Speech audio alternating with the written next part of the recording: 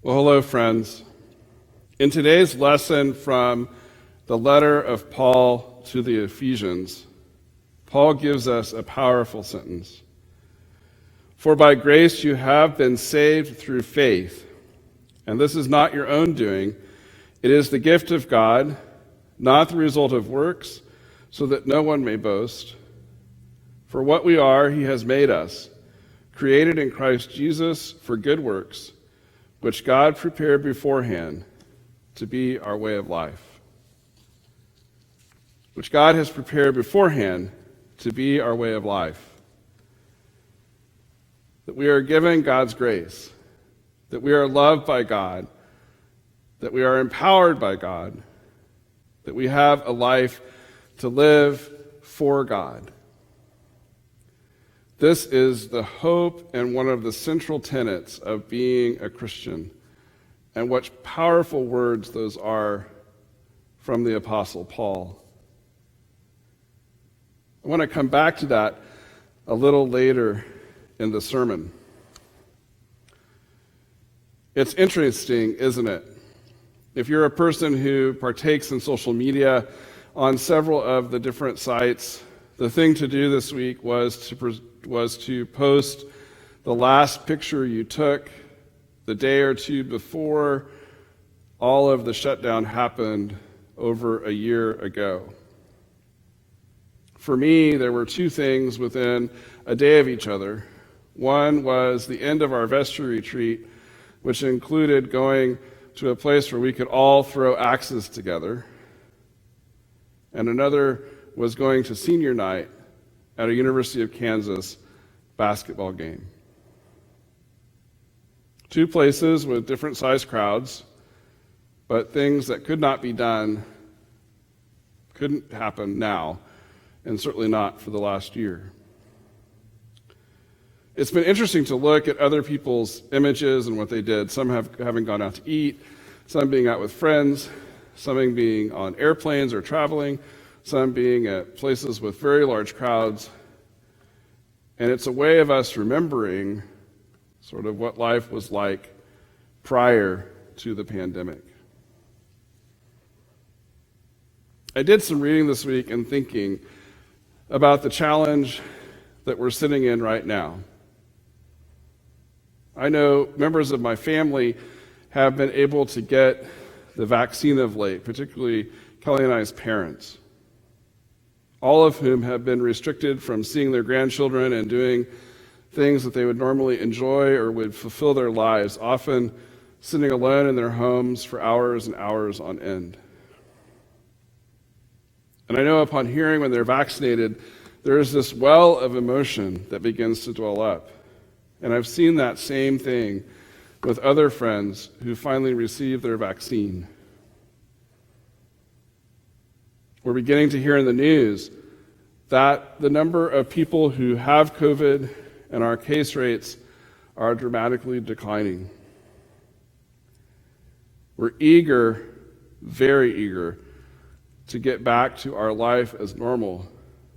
But at the same time, I think all of us are still living in a place of fear, and we're still concerned.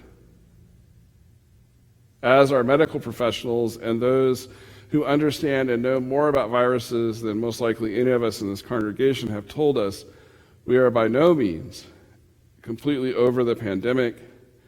We're actually at one of our most vulnerable times, and we still have to let our guard be up. But we can see light at the end of the tunnel. We can see the sun rising on the horizon, and we can feel it inside. Part of recovering from any traumatic event are things that take time. We might not think of this, but this last year has been a global traumatic event for all of us. Having our lives utterly and completely turned upside down, having things that we used to take for granted become much more complicated. Everything from not being able to purchase toilet paper to not being able to go to church or out to eat or to see our family or to hug loved ones. And to be in constant fear that we might be one of the people who caught COVID, and then we might be one of the people who succumbed or became very ill. This has taken a toll on all of us. And the experts say there's things that we're going through that we need to recognize and understand that as we come out of this time and out of crisis and into normality, we're going to be coming into lots of grief and emotional processes. It starts with the idea of safety and stabilization. For those of you who've received the vaccine, you're going to know this very well. Suddenly, you know that you're going to be okay, and things are starting to get better. You might have gotten very emotional upon receiving the vaccine, crying, laughing, and being in moments of joy. And even if you haven't gotten vaccinated, you may find yourself hearing things on the news and seeing things that just overwhelm you. Some of you may have been able to see loved ones that you haven't seen in person for almost a year. You may finally be able to touch and hug and hold people who live outside your household, and maybe even attend events that you haven't been able to attend for a long time, and maybe move through different places in your life with not so much fear. There's another part of this time which is involving remembrance and mourning. It's just like what I talked about earlier, how people are posting pictures of what happened last year just prior to this, or even remembering what that was like. Part of this is that we begin to make meaning of what has happened, dealing with the unspoken grief of the loss of friends or family members, whether close to us or in the distance, or just hearing that number of over 500,000 people in our communities who have died, or knowing people who have been deeply impacted by having COVID and are still having issues. Maybe up to this point, we didn't really have the space to even think about it. Some of this remembrance and mourning is naming what was lost: jobs, economic security, the life events that were supposed to happen last year that maybe couldn't or changed, everything from weddings and baptisms and funerals to graduations and other significant moments in life, and birthdays and anniversaries and other kinds of things that would have gone on. Just like when we lose a loved one in our life, the grief of what happened and the losses that we experienced in this last 12 months is going to be a long process for us. We'll eventually be able to return to some kind of normality, but just what we went through, it's all going to look and feel very different.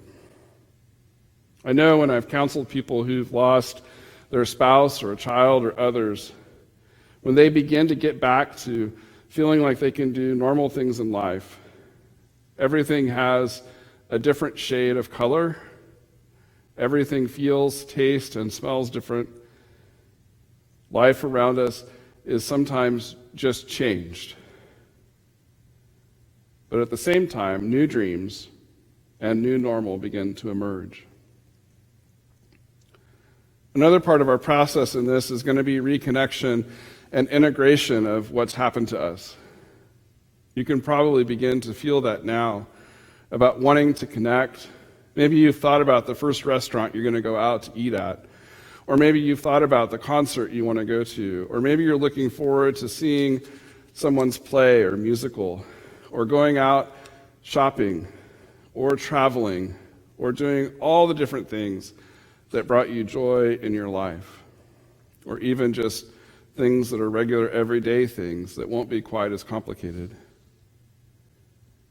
Things will start to get new, and we'll also begin to venture out.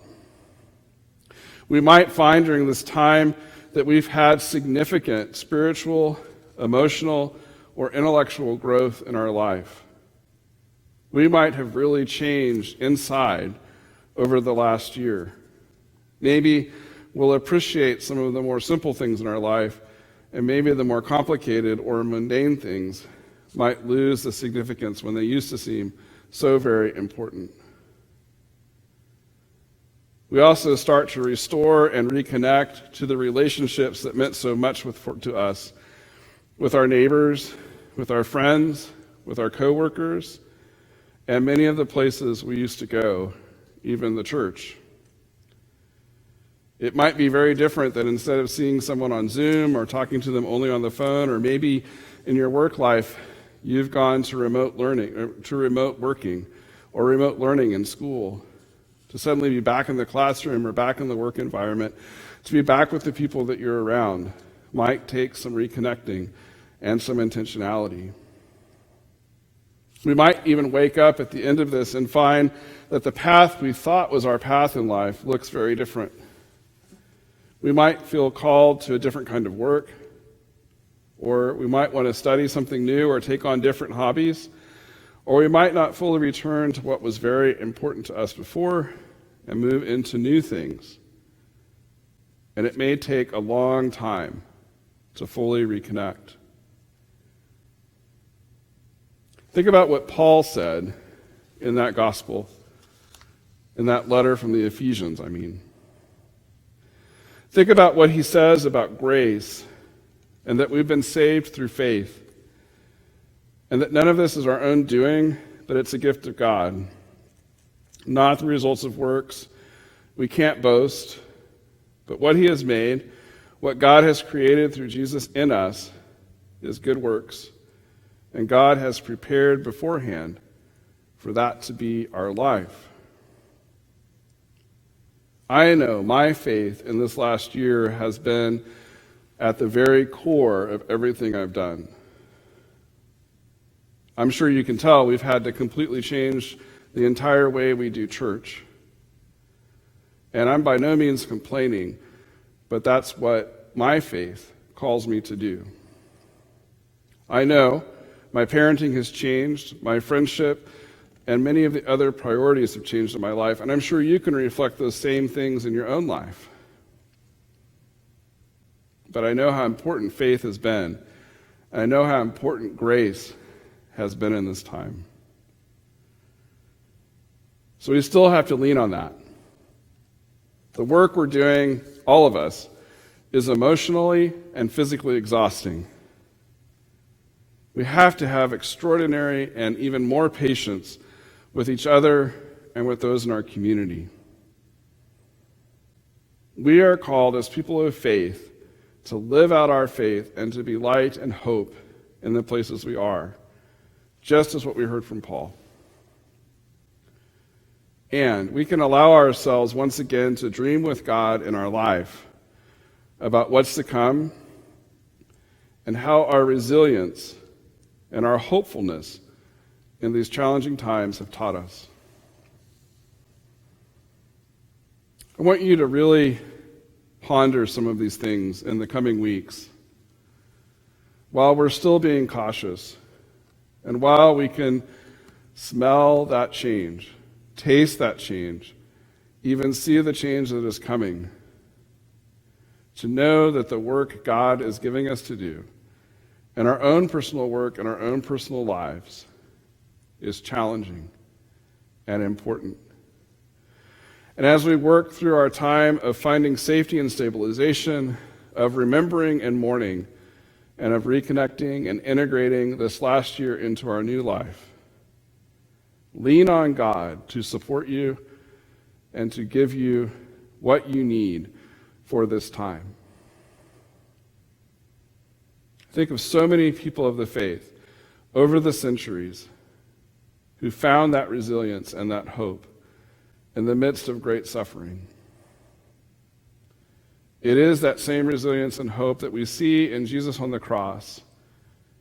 It's that same resilience and hope that as we walk through the season of Holy Week and into Good Friday, that lets us know that Easter is coming and resurrection is just at hand.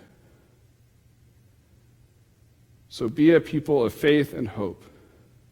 Be resilient and know that we can dream again. Amen.